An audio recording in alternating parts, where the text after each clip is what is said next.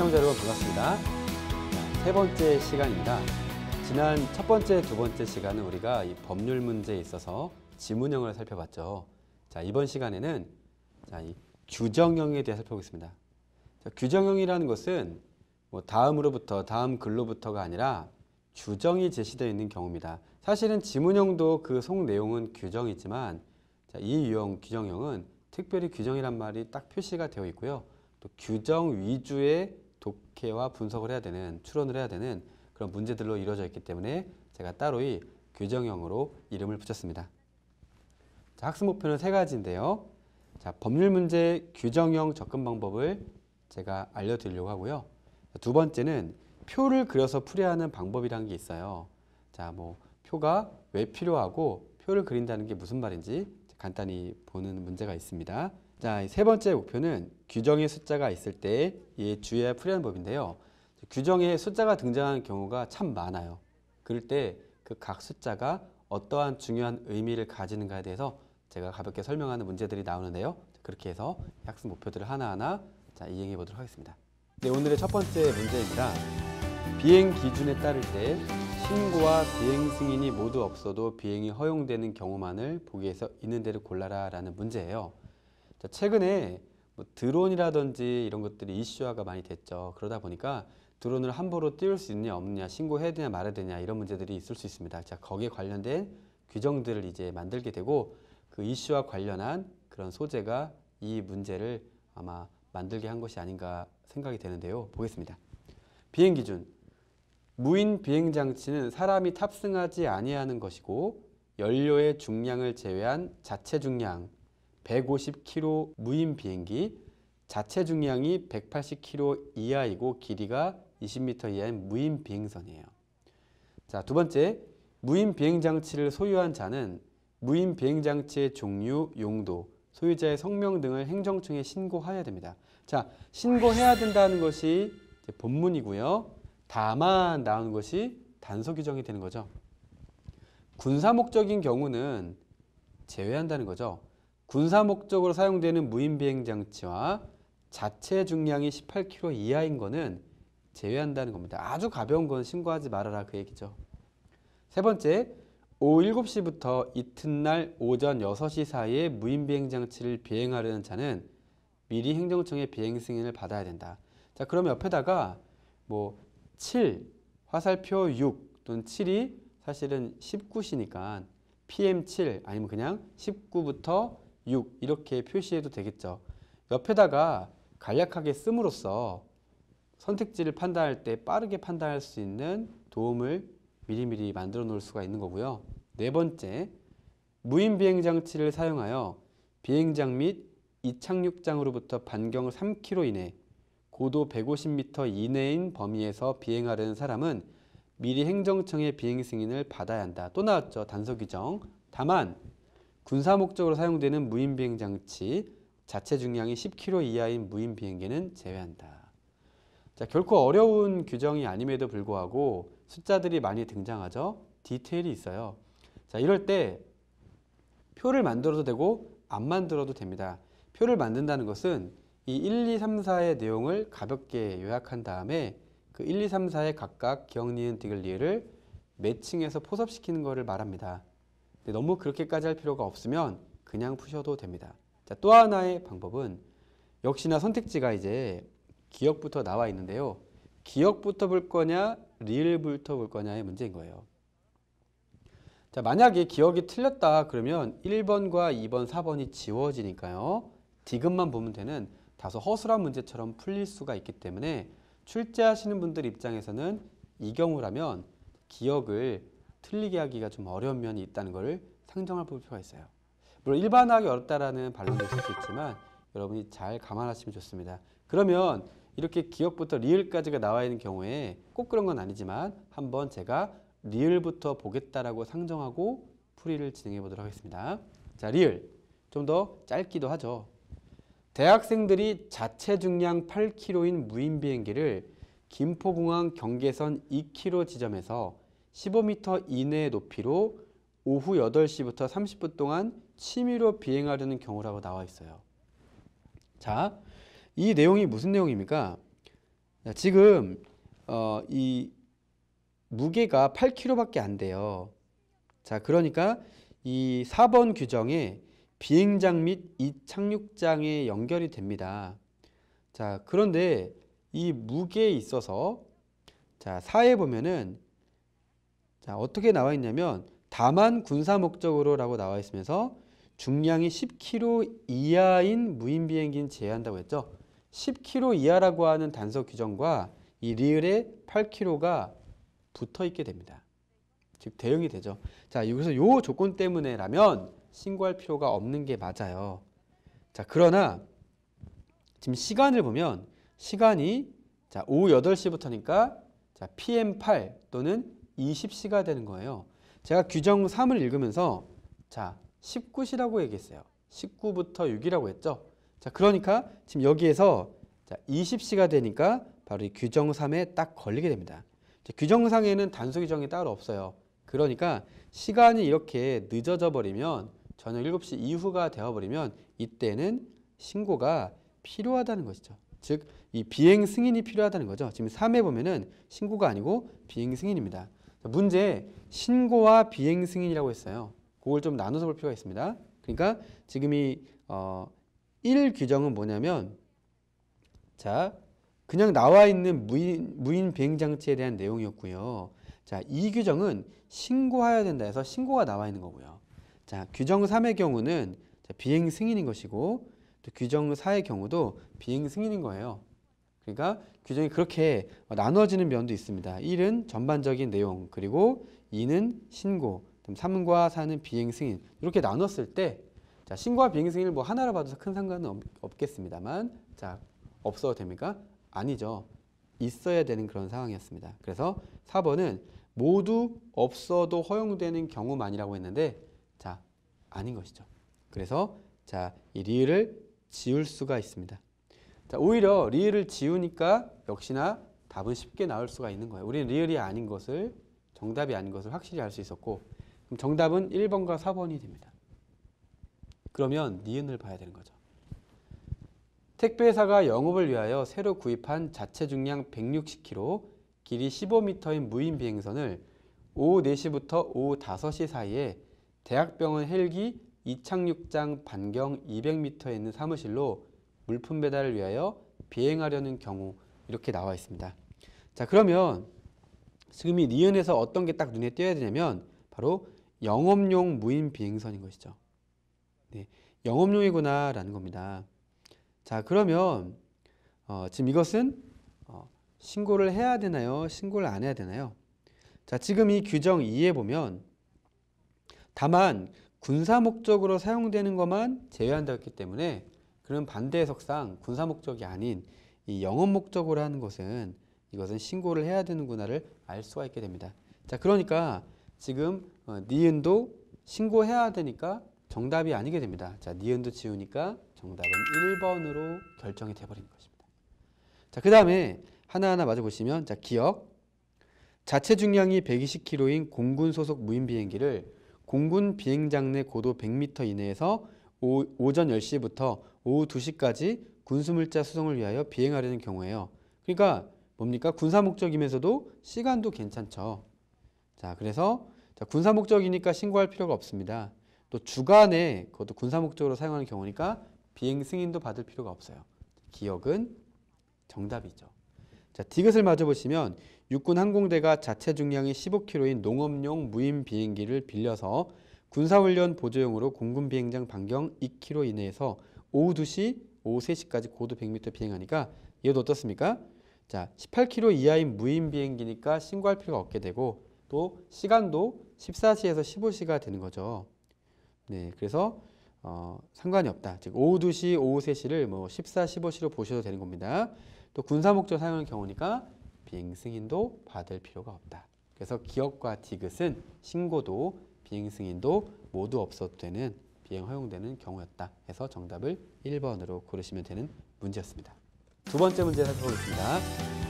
규정과 견해로부터 추한 것으로 의문만을 보십니다. 자, 규정은 CCTV란 일정한 공간에 지속적으로 설치되어 사람 또는 사물의 영상을 촬영하는 장치이다.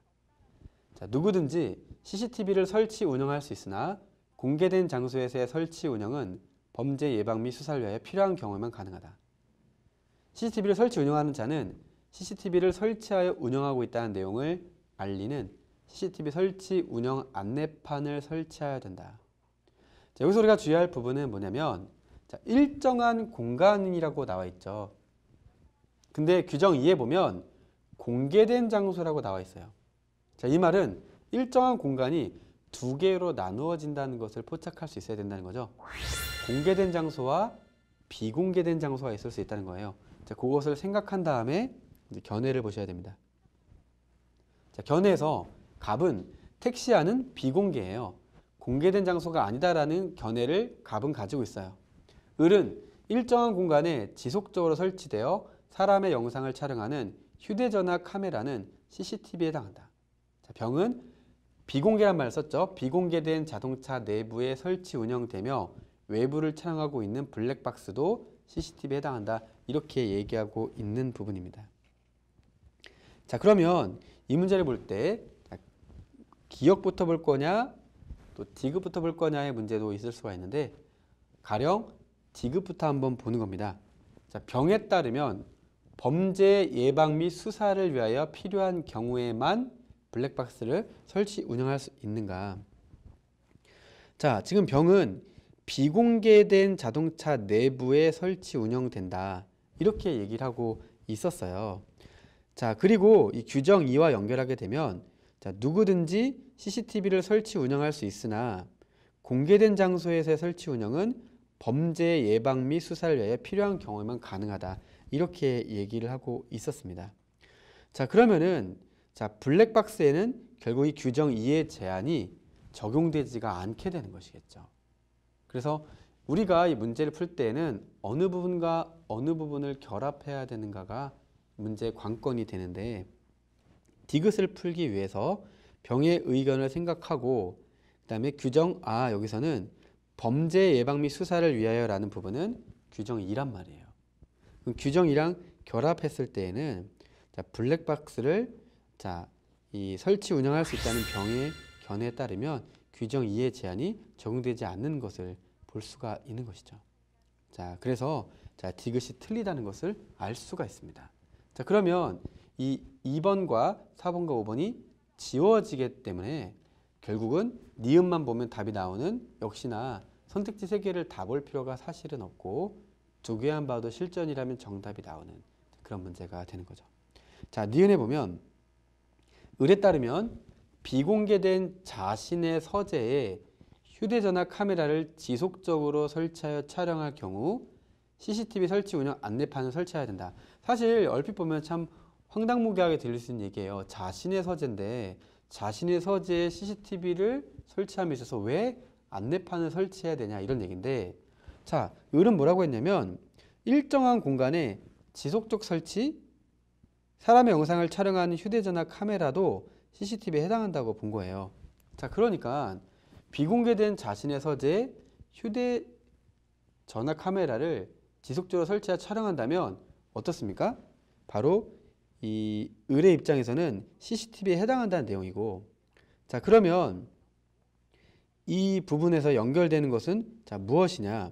자, 결국 규정 1, 2, 3을 봤을 때 규정 1에서 CCTV란 일정한 공간에 지속적으로 설치되어 사람 또는 사물의 영상을 촬영한 장치란 말이에요. 그럼 해당 사항이 있냐? 해당 사항이 있죠. 아무리 자신의 서재라고 하더라도 일정한 공간에 지속적으로 설치이기 때문입니다. 자, 그런데 규정 3을 봤을 때 이런 CCTV를 설치 운영하는 자는 그것을 알리는 설치 운영 안내판을 설치해야 한다고 했거든요. 결국 이 규정 1과 3을 결합해서 을의 견해랑 함께 추론하게 되면 자신의 비공개된 서재라고 하더라도 자, 이것을 촬영하는 경우에는 안내판을 설치해야만 되는 그러한 결론으로 귀결이 되는 겁니다. 그래서 니은이 맞게 되고 정답은 3번이 되는 것이죠. 자, 마저 기억을 보시면 갑에 따르면 택시 안에서는 CCTV 설치 운영 안내판을 설치하기만 하면 언제든지 CCTV를 설치 운영할 수 있다. 자, 갑은 뭐라고 했습니까? 택시 안은 공개된 장소가 아니라고 했죠.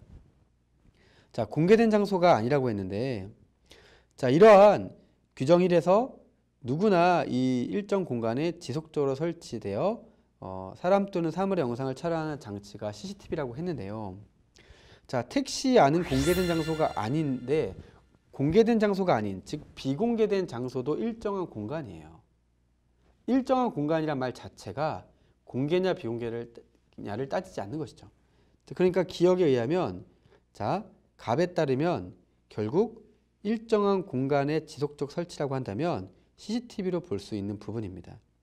자, 그리고 규정 3으로 갔을 때, 자, 역시나, 자, 그런 거라면 이 설치 운영 안내판을 설치하여야 한다고 되어 있죠. 그래서 그것을 설치하기만 하면 뭐 큰 문제가 없게 되는 거고, 다시 말하면 설치 안 하면 안 된다, 이렇게 결론 내릴 수도 있어요. 그래서 이런 것들을 다 취합해서 함께 봐야 되는 것이 이런 문제였고, 정답은 3번이 되는 문제였죠. 그러니까 상식적으로 생각하지 마시고 규정과 견해가 정확하게 제시하는 부분을 잘 대응시키면 선지의 옳고 그름을 판단할 수가 있었을 겁니다. 자, 세 번째 문제 함께 보겠습니다. 규정에 따라 사례를 판단하는 것으로 옳은 것만을 구해줍니다. 자, 규정에 보면 회사가 새로이 발행하는 주식의 취득을 50인 이상의 투자자에게 권유하기 위해서는 사전에 신고서를 금융감독청에 제출해야 된다. 자, 이러한 것에 있어서 50인을 산정함에 있어서 투자자에게 주식의 취득을 권유한 날로부터 그 이전 6개월 이내에 50인 미만에게 주식 취득을 권유한 적이 있다면 이를 합산한다. 자, 결국 이 50인 미만 6개월 이내 이런 숫자들이 등장할 때요, 주의해서 보실 필요가 있어요. 자, 그 다음 다만하고 나왔죠. 단서 규정이죠. 자, 위에서 50인 이상의 투자자에게 취득을 권유하는 경우에도 주식 발행 금액이 10억 원 미만이라면 제출 의무가 면제되죠. 자, 그 다음에 10억 원을 산정함에 있어 투자자에게 주식의 취득을 권유한 날로부터 그 이전 1년 이내에 신고서를 제출하지 않냐고 발행한 주식 금액은 합산한다. 자, 결국 합산한다는 것이 2번과 4번에 나와 있었네요. 그것을 잘 보셔야 되는 것이 또 이 문제의 관건입니다. 자, 사례를 보시면, 자, A 회사는 아래 표와 같은 순으로 주식을 새로이 발행하였다라고 나와 있는데요. 자, 1회차, 2회차, 3회차가 있습니다. 자, 선택지를 보시면 이렇게 돼 있어요. 자, 1회차에는 신고서를 제출하지 않아도 된다, 해야 된다, 해야 된다 나와 있죠. 자, 그러니까 요 선지는 기억, 니은, 디귿이 각각 1회차, 2회차, 3회차구나를 포착하고 다시 내용을 보도록 하겠습니다. 자, 그러면 자, 이 표를 통해서요, 1회차는 해야 되는가를 따져보면 됩니다. 자, 1회차는 어떻습니까? 자, 70명이라고 나와 있죠. 70명이니까 자, 50인 이상의 투자자에게 권유하기 위해서는 이라는 규정 1에 해당이 됩니다. 자, 그래서 그 부분은 충족을 했지만, 자, 단서 규정이었어요. 규정 3에 보면 다만 10억 원 미만인 경우에는 했는데요. 자, 7억 원이죠. 자, 그러면 어떻게 되죠? 신고서를 제출하지 않아도 되죠. 기억은 맞는 것입니다. 자, 그 다음 니은인데요. 니은은 2회차예요. 자, 2회차는 몇 명입니까? 40명입니다. 자, 40명인데 어떤 규정이 있었죠? 자, 이것이 규정 2에 보면, 자, 그 이전 6개월 이내에 50인 미만에게 나와 있었어요. 자, 6개월인가 봐야 됩니다. 자, 그 이전이라고 했을 때 3월 3일이고 9월 27일입니다. 어떻습니까? 6개월 이내가 아니죠? 6개월이 도과되었어요. 자, 3월 3일이니까 9월 3일이 돼야 되는 건데 9월 27일입니다. 6개월을 기간을 넘어버렸죠. 자, 그러므로 자, 요것은 자, 제출하지 않아도 되는 거죠. 네. 그래서 6개월 이내에 한 적이 없는 것에 해당하기 때문에 규정 2에 해당 사항이 없게 되고요. 자, 그래서 그냥 40명이니까 안 되는구나. 자, 제출하지 않아도 되는 겁니다. 자, 기억이 맞고 자, 니은이 틀린 것이에요. 자, 그러면 그 다음을 향해서 가보면 자, 어떻게 되겠습니까? 그럼 이 디귿을 봤을 때요. 자, 3회차에는 신고서를 제출해야 한다라는 그런 부분으로 되는 건데, 자, 어떻습니까? 자, 2회차에서 3회차로 넘어갈 때, 자, 지금 9억, 일단 기간을 먼저 봐야 되겠죠? 지금 40명, 10명에서 10명인 거예요, 10명. 자, 10명인데, 어떤 규정이 있었냐면, 6개월 이내라고 하면, 자, 합산하는 거예요. 그러니까 그 말은 자, 9월 27일에서 3월 20일이니까 6개월 이내가 되는 거죠. 10, 11, 12, 1, 2, 3. 즉 3월 27일 이전이니까 6개월 이내가 돼서 그 인원을 합산해야 되는 것입니다. 자, 합산하게 되면 50명이니까 요건을 충족하게 됐어요. 자, 그 다음에 또 뭐가 있냐면 금액인데 10억 원 미만이냐 했을 때 자, 규정 4를 보면은 그 이전 1년 이내 신고서를 제출하지 않으고 발행한 주식 금액을 합산한다고 했습니다. 그 말이 무슨 말이에요? 자, 9억 원과 8억 원을 합산하라는 거죠. 17억이 되죠. 그러면 10억 미만인 경우에 면제되는 그 단서 규정에 해당되지가 않게 됩니다. 자, 그러니까 어떻습니까? 결국 면제가 안 돼요. 그래서 3회차에는 신고서를 제출해야 되는 것입니다. 자, 그러므로 자, 기억에 제출하지 않아도 된다. 그 다음에 디귿에 제출해야 한다는 맞는 것이고요. 자, 그 다음에 니은의 2회차에는 신고서를 제출해야 한다는 니은이 틀려서 정답은 3번이 되는 그런 문제로 살펴보시면 되겠습니다. 자, 지금까지 말씀드린 내용들을 실전에서 적용하기 위한 방법을 잠깐 말씀드리면 자, 이 1회차에는 신고서를 제출하지 않아도 된다라는 요 부분은 어떻게 이해할 수 있냐면 아, 1회차는 쉬운 내용이겠구나 알 수가 있어요. 물론 하나 살펴보는 것이 중요하지만 자, 1번의 기억, 3번의 기억, 5번의 기억이 거꾸로 틀리게 되면 정답은 2번, 4번이 되고 디귿만 보면 답이 나오는 그런 경우인데 출제자가 과연 그것을 의도했을까 생각해 보면 그렇지 않을 경우가 더 많습니다. 오히려 우리는 그것을 역으로 이용해야 돼요. 자, 이 말씀이 무슨 말이냐면 기억의 판단을 할 때 우리는 어떤 생각을 하냐면 그냥 살펴보자 라는 좀 이렇게 평범한 생각을 할 수도 있어요. 근데 아, 기억은 웬만하면 맞겠구나 이런 생각을 하고 보는 거예요. 그래서 맞네. 기억이 1회차에는 신고서를 제출하지 않아도 되네. 왜요? 기억이 틀려버리면 문제가 다소 허접해지는 경향이 있기 때문이죠. 그리고 이 문제의 경우는 이 위로 갔을 때 그렇게 어렵지 않단 말이에요. 숫자 딱 보고 그래 70명 되네. 7억 원. 그럼 이것은 제출하지 않아도 되겠구나. 기계적으로 풀 수 있는 부분이기 때문에 자, 이 선택지를 봤을 때 제출하지 않아도 된다를 판단하는 것이 그렇게 어렵지 않을 거란 말이에요. 자, 그 얘기는 결국은 기억을 판단하는 게 어렵지 않았음에도 불구하고 거꾸로 더 빨리 풀기 위해서는 기억은 웬만하면 맞겠구나. 역시 맞아. 라는 그러한 염두에 둔다는 것은 실전에 상당히 중요하기 때문이에요. 자, 그 다음에 2회차에는 신고서를 제출해야 한다라는 부분에서 만약에 처음부터 니은부터 봤다라고 하더라도 비슷한 결론인데요. 그럼 니은이 틀리다는 걸 알 수 있어요. 그럼 니은을 지우고 나면 디귿만 보면 되는 그런 부분도 하나의 방법이죠. 우리가 선택지가 3개가 나와 있습니다. 이 문제는 비교적 간단한 문제일 수도 있지만 선택지 3개가 나와 있을 때 어떻게 하면 2개만 보고도 정답이 나올 수 있는지를 고민해 보는 것도 이 법률 문제를 너무 본질적으로만 정석적으로만 접근하지 마시고 보는 것도 하나의 방법일 수 있습니다. 자, 또 하나는 이 표를 봄에 있어서 숫자를 잘 보는 거예요.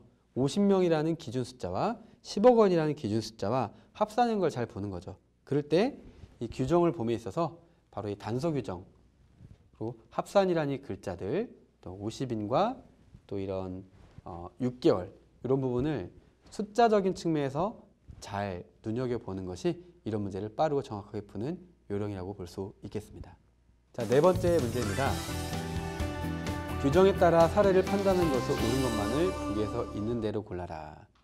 이렇게 단서 규정을 주는 이유는 첫 번째는 정말 중요한 조건인 경우도 있고요. 두 번째는 이러한 단서나 조건이 없을 때에는 문제에 오류가 있음을 지적하는 분들이 생길 수 있는 건데요. 그것을 방지하기 위한 목적인 경우가 또 있습니다. 그래서 기간을 계산할 때 초일은 산입하지 않고 공휴일 여부는 무시한다 해서 보시면 됩니다. 이 부분은 자, 민법 파트에서 총칙 파트가 있어요. 이 민법 총칙에 있어서 자, 기간 계산이라는 부분이 있습니다. 초일 산입하지 않는다.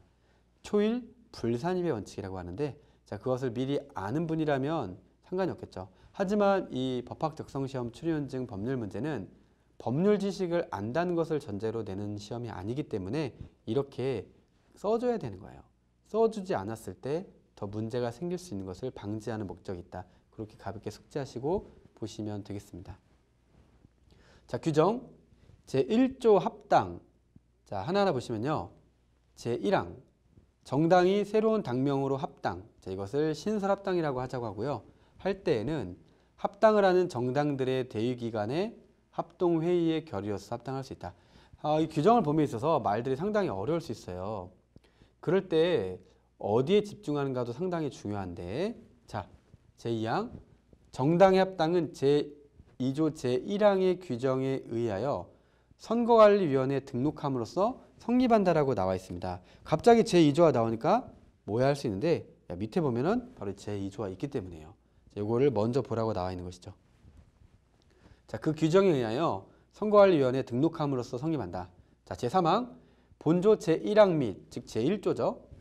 제1항 및 제2항의 규정에 의하여 정당의 합당이 성립한 경우에는 그 소속 시도당도 합당한 것으로 본다. 자, 이 경우라는 부분에서 화살표 처리를 할 수 있어야 돼요. 자, 왜 그러냐?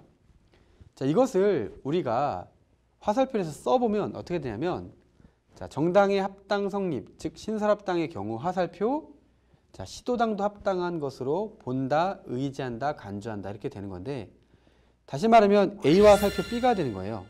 자, 근데 이 A와 화살표 B를 오해하시면 문제를 틀릴 수가 있는 겁니다. 잠시 후에 말씀을 드려볼게요. 단서 규정이 있습니다. 다만 신설합당의 경우 합당 등록 신청일로부터 3개월 이내에 시도당 개편대회를 거쳐 변경 등록 신청을 해야 한다. 자, 이 3개월 이내라는 것도 뭡니까? 숫자죠. 숫자가 나왔을 때 정말 주의해야 되는 거고요. 자, 제4항 신설합당된 정당이 제3항 단서의 규정에 의한 기간 이내, 즉 3개월 이내에 변경 등록 신청을 하지 아니한 경우에는 그 기간 만료일의 다음 날에 당의 시도당은 소멸된다라고 나와 있습니다. 네, 이런 식으로 제1조에 있는 1항, 2항, 3항, 4항을 또 단서 규정, 또 숫자에 주의하시면서 잘 보시는 게 중요한 부분인데요. 자, 그러면 이제 2조로 가볼까요? 2조 합당된 경우의 등록 신청. 자, 신설합당의 경우 정당의 대표자는 제1조 제1항의 규정에 의한 합동회의의 결의가 있은 날로부터 14일 이내에 선거관리위원회에 합당 등록 신청을 해야 한다. 자, 제2항, 제1항의 경우에 시도당의 소재지와 명칭, 대표자의 성명 및 주소는 합당 등록 신청일로부터 120일 이내에 보완해야 한다. 자, 이렇게 나와 있죠. 자, 그러니까 이 3개월 이내라는 숫자가 있고 또 120일 이내라는 숫자가 있는데 엄밀하게 두 개는 다른 그런 내용이에요. 그러니까 3개월은 보통 뭐 3개월이지 예를 들면 90이라고 하면 다른 숫자인 거죠. 그러니까 이 120일도 4개월이랑은 엄연히 다른 숫자예요. 그것에 주의할 부분이 있습니다. 120일. 그러니까 3개월도 중요한 기간이지만 120일처럼 딱 적시된 게 더 중요한 숫자겠죠. 자, 3항. 제2항의 경우에 그 기간 이내에 보완이 없는 때에는 선거관리위원회는 시도당에 등록을 취소할 수 있다. 자, 사례. A당과 B당은 국회의원 선거를 앞두고 2017년 5월 1일 대의기관 합동회의에서 합당 결의를 하고 시당으로 당명을 변경하였다. 자, 이렇게 해서 결코 짧지 않은 길이의 조문들이 나와 있었습니다. 자, 그러면 선택지에서 무엇을 묻고 있는지 볼까요? 기억. 시당으로의 합당이 성립하려면 그 대표자에 의한 합당 등록 신청 외에 그 소속 시도당의 합당이 전제되어야 한다라고 나와 있죠. 자, 이 기억이라는 것이 어떤 말이냐면, 자, 이 시도당의 합당이 전제되어야 된다는 것은 시도당 합당이 필요 조건이라는 말이에요. 시도당의 합당이 전제되어야 된다. 근데 이 필요 조건을 우리가 어떻게 생각해야 되냐면요. 시간 순서로 생각할 필요가 있습니다. 자, 예를 들었을 때 이 리트라는 시험은 로스쿨 입학의 필요 조건이에요. 그러니까 이 리트를 응시하지 않으면 로스쿨에 입학할 수가 없게 되고 응시할 수가 없게 되는 거죠. 그러니까 not 리트 화살표, not 로스쿨 입학이 되는 겁니다. 자, 그런데 잘 생각해 보세요. 시간 순서로 생각해 볼게요. 그러면 로스쿨 입학이 먼저예요? 리트 응시가 먼저예요? 리트 응시가 먼저예요. 그래서 리트 화살표 로스쿨이 되는 겁니다. 시간 순서로는 그래요. 시간 순서. 자, 그러면 지금 이 시도당의 합당이 전제되어야 한다는 것은, 자, 시도당 합당 화살표, 자 그것이 전제가 돼야 되고, 자 시당으로의 합당이 성립할 수 있다, 이런 말이 되는 거죠. 자 다시 한번 생각을 해보겠습니다. 좀 말이 좀 어려울 수 있는 게 이 기억인데요. 이 시당으로의 합당이 성립된 경우에 자 제1조의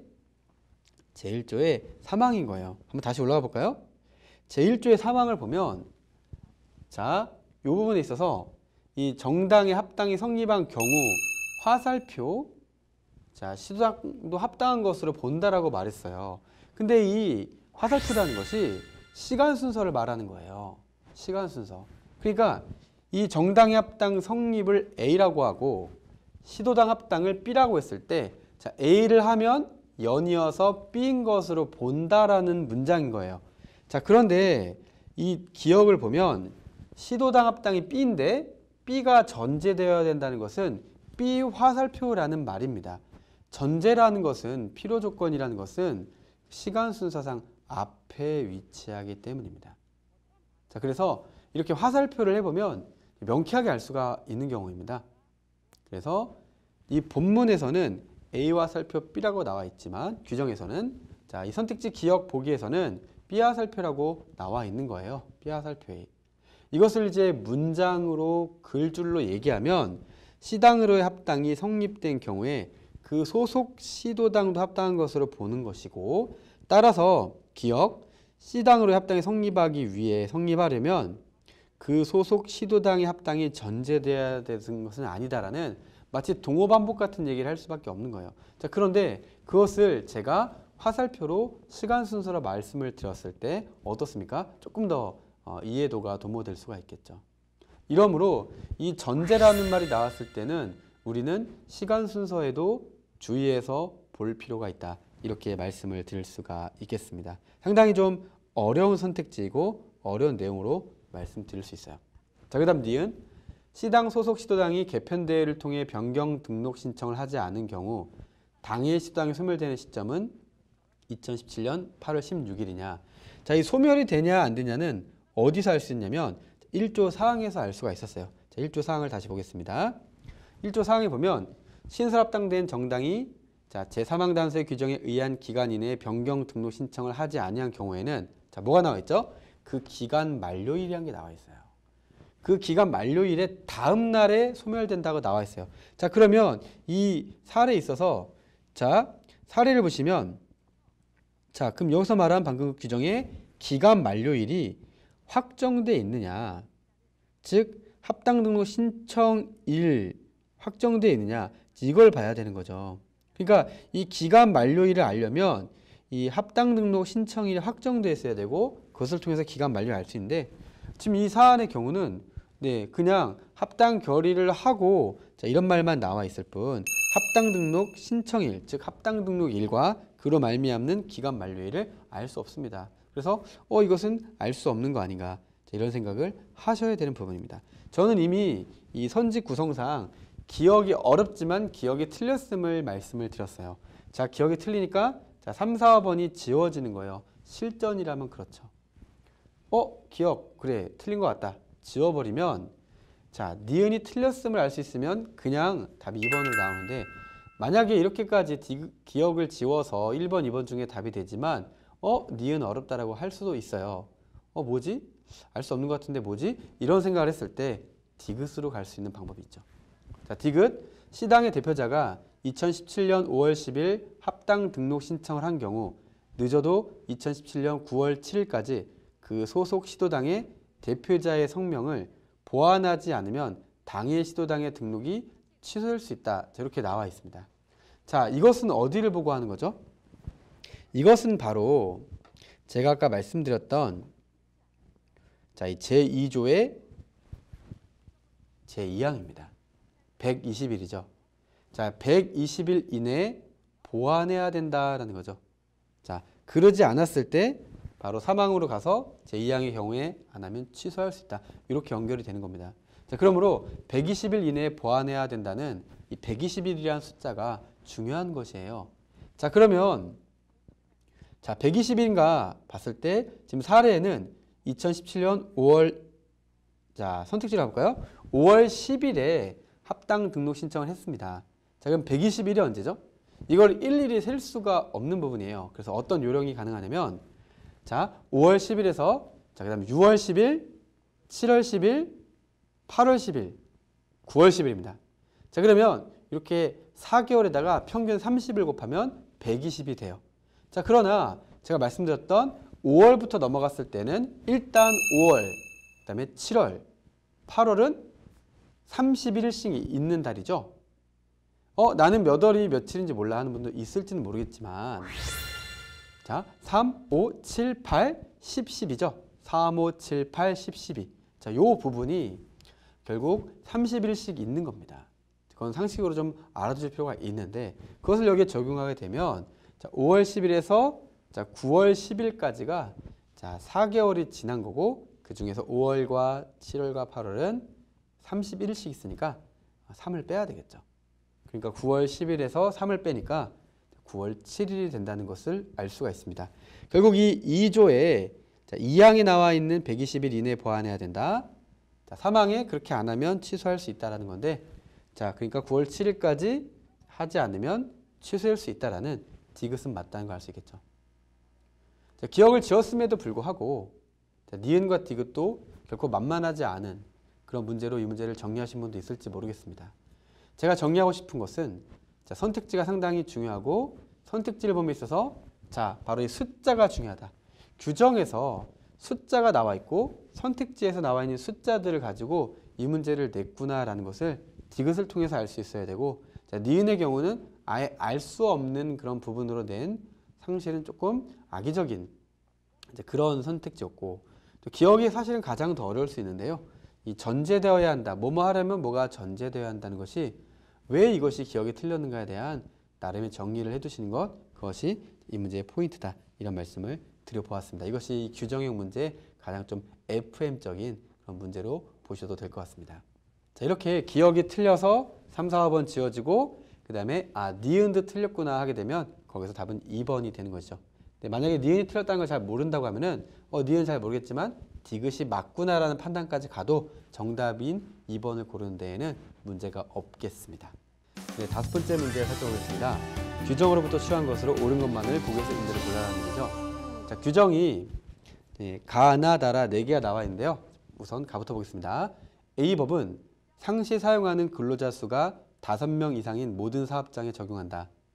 자, 5명이니까 숫자 잘 보셔야 되고요. 단서 규정이 있습니다. 다만 사용자가 그와 동거하는 친족만을 사용하는 사업장에 대한은 적용하지 아니한다는 적용 제외가 단서 규정 나와 있습니다. 중요한 부분은 바로 만이에요. 만.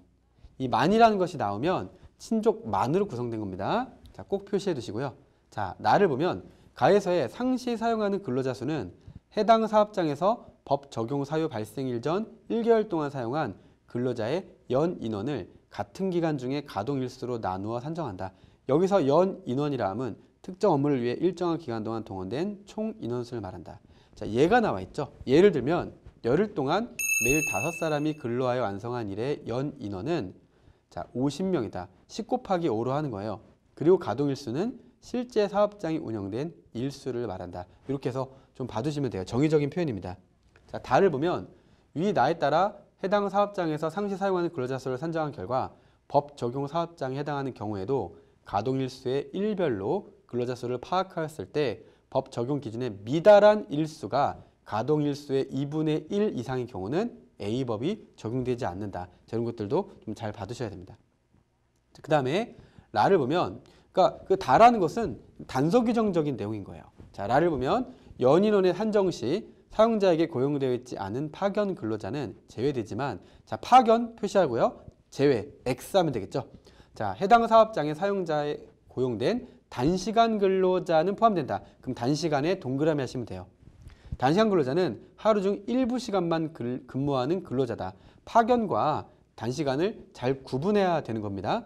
자, 그럼 이제 선택지를 보겠습니다. 자, 기억, 니은, 디귿이 있는데요. 자, 디귿부터 한번 봐볼까요? 법 적용 사유 발생일 전 1개월 동안 동거하는 친족 3명과, 자, 어떻습니까? 규정 가가 적용되지 않겠죠. 왜냐하면 지금 과라고 했으니까 동거하는 친족만이 아니라 다른 근로자들이 함께 포함되어 있다는 거예요. 자, 단시간 근로자 2명, 자, 단시간 근로자는 동그라미였어요. 5명이죠. 그러니까 해당 사항이 있는 겁니다. 당해 사업장에서 사용자에게 고용되어 고정적으로 매일 근무하였고, 자, 그 뒤에는 사실 볼 필요가 없는 거예요. 이에 더하여 사용자에게 고용되어 있지 않은 파견 근로자 2명이 함께 매일 근무하였다면 당해 사업장에 A법은 적용되지 않는다. 어떻습니까? 자, 적용된다는 것입니다. 적용이 돼요. 왜요? 지금 가에서 5명 이상에 해당되기 때문이에요. 친족만, 즉 적용 제외의 단수 규정 안 되는 거죠. 친족에다가 지금 단시간 근로자까지 있기 때문입니다. 적용됩니다. 자, 디귿이 지워지는 것이죠. 자, 디귿을 싹 지우니까 정답은 역시나 1번과 2번으로 압축이 되는 겁니다. 자, 이런 접근법이 얼마나 효과적인지 지금쯤은 다소 느끼셨을 수 있다고 생각을 해요. 자, 그 다음에 이제 니은을 봅니다. 법 적용 사유 발생일 전 1개월 동안 사용자에게 고용된 4명의 근로자가 오전 중 3시간을 매일 근무하고, 그러니까 단시간 근로자죠. 사용자에게 고용된 또 다른 4명의 근로자가 오후 중 3시간을 매일 근무했다. 단시간 근로자를 포함한다고 했기 때문에 합치면 8명이 됩니다. 그러므로 8명, 이 사업장에 이 법이 적용되는구나. 5명 이상이면 되기 때문이죠. 그래서 니은이 맞게 돼서 정답은 2번이 되는 거예요. 자, 마저 기억을 보겠습니다. 법 적용 사유 발생일 전 1개월 동안 가동일수가 20일이다. 처음 10일은 6명, 나중 10일은 4명이 사용자에게 고용되어 근무하였다면 당해 사업장에 A법이 적용되는가. 자, 이것은 자, 이 20일 동안 6명이니까 그러니까 20일인데 20일 중에서 처음 10일은 6명, 나중 10일은 4명입니다. 자, 근데 잠깐 조건을 볼까요? 지금 뭐라고 되어 있냐면, 자, 가동일수 일별로 근로자 파악했을 때 법 적용 기준에 미달한 일수는, 자, 6명이 10일, 4명이 10일이에요. 4명은 법 적용 기준에 미달했죠? 5인 이상이 안 되죠? 그러면 미달한 일수가 20일 중에서 2분의 1 이상입니다. 2분의 1 이상인 경우에 정확하게 들어맞죠? 그러므로 A법이 적용되지가 않는 거예요. 자, 선택지를 보시면, 자, 그러므로 기억에 적용된다가 틀렸죠. 디귿부터 보는 방법도 있고 기억부터 보는 방법도 있어요. 자, 뭘 보든지 간에 기억부터 보면 1, 3, 5가 지워지니까 디귿을 보면 되고요. 또 디귿을 지웠을 때 3, 4, 5가 지워지니까 또 기억, 니은 중에 하나를 보면 되는, 어떤 방법을 해도 좋은 방법이 될 수가 있었던 부분입니다. 그러면 저는 왜 디귿부터 봤을까요? 자, 이 가에 보면 5명 이상과 다만 동거하는 친족만, 이 만에 집중한 거예요. 이 추리논증 법률 문제에서 만이란 것은 상당히 중요한 의미를 가지기 때문인데, 또 하나 이 라에 보면, 자, 파견 근로자 X, 단시간 근로자 O라고 했죠. 그러면 그 세 주체를 잘 섞어서 된 게 바로 디귿임을 한눈에 알 수가 있었던 거예요. 동거한 친족 3명, 단시간 근로자 2명. 5명 넘는구나. 이쯤에서 적용되겠네 해서 디귿이 틀렸다는 것을 파악하는 그런 방법이었습니다. 자, 정리하자면, 자, 기억이, 자, 어떻습니까? 이 규정에 다에 저촉이 되기 때문에, 자, 그대로 되기 때문에 바로 이 A법은 적용되지 않는다는 걸 알 수가 있어요. 그래서 기억이 틀렸구나. 그다음 니은은 맞고 또 디귿은 적용되는 거죠. 틀렸구나 해서, 자, 니은만 맞다는 것을 파악하면 되는 거예요. 그래서 정답은 2번이 되는 그런 문제였습니다. 자, 지금까지 한 문항 한 문항 좀 꼼꼼하게 살펴봤던 면이 있는데요. 바로 이것이 이 법학적성 시험, 추리논증, 법률 문제 중에서 규정형이구나라는 겁니다. 그래서 이렇게 규정하고 딱 나와 있습니다. 그래서 정식 제 몇 조, 제 몇 항 이렇게 나와 있는 규정도 있고요. 그냥 1, 2, 3, 4도 있고 가나다라도 있고 다양한 규정 형태들이 있지만 규정이라고 표현했기 때문에 이것은 규정형 문제구나라고 제가 분류를 했던 부분입니다. 규정형 문제에서 중요한 건 무엇입니까? 단수 규정을 잘 보셔야 됩니다. 또한 숫자를 잘 보셔야 돼요.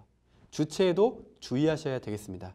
규정 간의 관계들도 본문과 단서, 즉 원칙과 예를 잘 나누어서 보셔야 됩니다. 자, 또 무엇보다 중요한 것은 다양하게 많은 문제들을 풀어보시는 것이 좋겠죠. 지금 우리는 기출문제를 이렇게 하나하나 곱씹어 설명하고 있지만 기출문제에 이어서 많은 모의고사들도 하나하나 풀어보는 것이 이 시험의 실력자로 거듭나는 그러한 지름길이 될 수 있겠습니다. 자, 오늘 시간은 여기까지 말씀드리도록 하겠습니다. 시청자 여러분, 감사합니다.